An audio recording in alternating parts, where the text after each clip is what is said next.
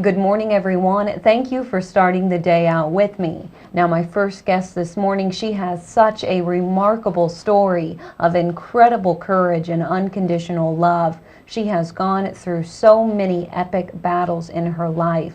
In February of 2002, she ended up on the FBI's top 10 most wanted list with Osama bin Laden. At the age of 43, she began her journey into what she says was the hell of courthouse corruption.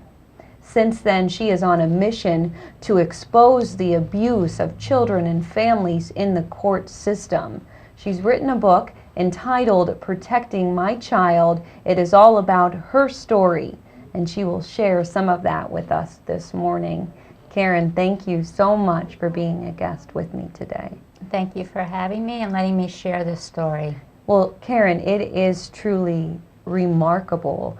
I can't imagine everything that you have gone through, and your story's long, but we're going to try and let our viewers know a summary of your story. It really begins, Caren, because of a man you were married to.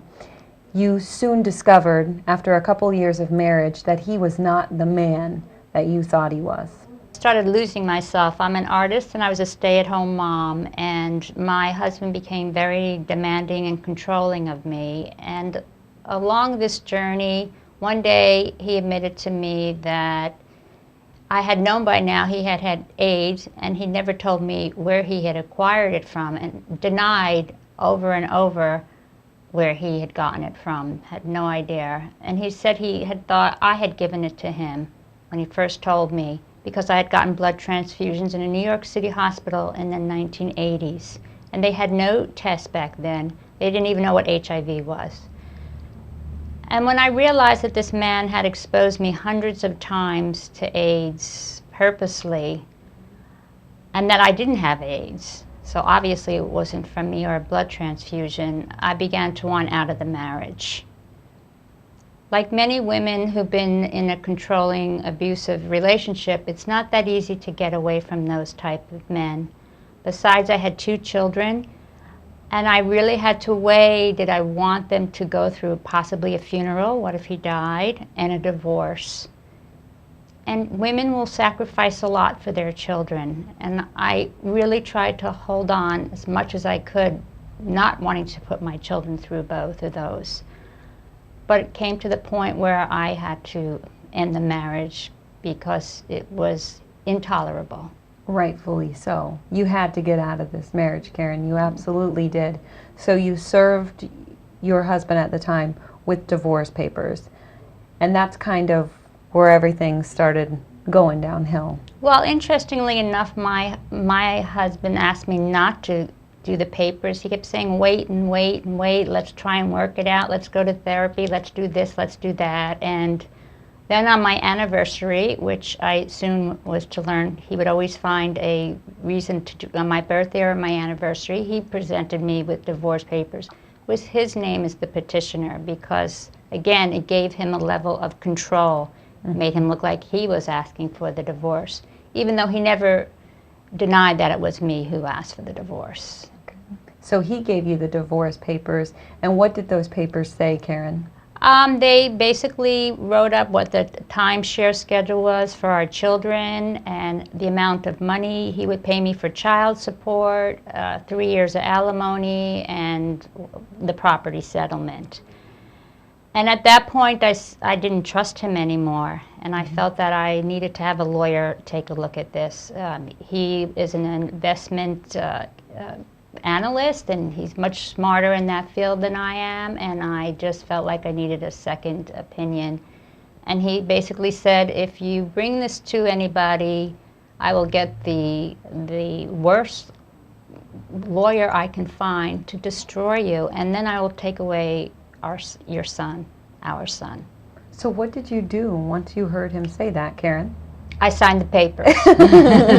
Rightfully so. I signed the papers. Because you wanted your children. I wanted my children. That was the most important thing to me.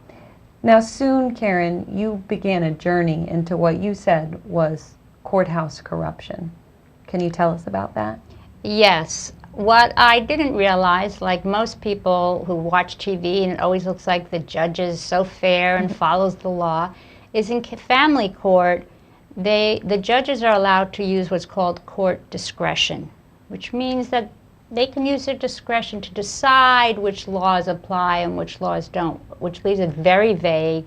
Could depend on the judge's mood, depends on his own relationships and how he decides to rule on your case, and it depends on money, because in Florida, judges are voted on. They're politicians, and money does play a big part in this. And so my first experience in court, I was to find out, my ex-husband went for an injunction against me, which I found very interesting since he had, at that point, been stalking me, arriving at my house numerous times in the middle of the night, at 10 o'clock, to say he missed our son, which was strange considering he'd see him on his visitation and stuff. And always had the police, always wanted to make a police report. And now when I made one contact, he was able to get an injunction against me. That was the first time I saw the judge, Judge Linda Vitelli, and when the hearing was over, they asked to seal a hearing. Now, in the state of Florida, it's very hard to get a hearing sealed unless you are in a witness protection program or unless you have some vital information that, you know, is a secure information. So when we walked out of court, my attorney said, something's wrong with this case. And when I went to pick up the transcript, because it was transcribed, you are then allowed to go to a higher court because the judge had ruled that I was a liar. Everything I had said about the A's was a liar. Everything I had said about what had gone on with the money was a lie. Not allowing any proof at all, not allowing any witnesses, I was just accused. And then she wrote this very bad order against me, saying that I was never allowed to speak of this stuff and nobody was allowed to hear about it. And she sealed the record. When I went to pick up the record, the first page with the judge and the court date was on it, and the last page with the order against me was in it, and the rest of the transcript was empty, which I've come to find out was also illegal to do. And I had nothing to go to the higher court to appeal with because the whole transcript was gone. And that was the beginning of a nightmare. What I began to suspect was some corruption, but again, being a woman and being naive and caring about my children, I approached my ex-husband and said, can't we just forget about all of the court stuff and try and go on with our lives? Mm-hmm. But that is not what happened. Mm-hmm. No, it absolutely isn't what happened. And so many more epic battles kept happening. And Caren, we're going to take a quick break right now. When we get back from these messages, you'll share some more of your story with us. Stay with us. This morning there is much more to come.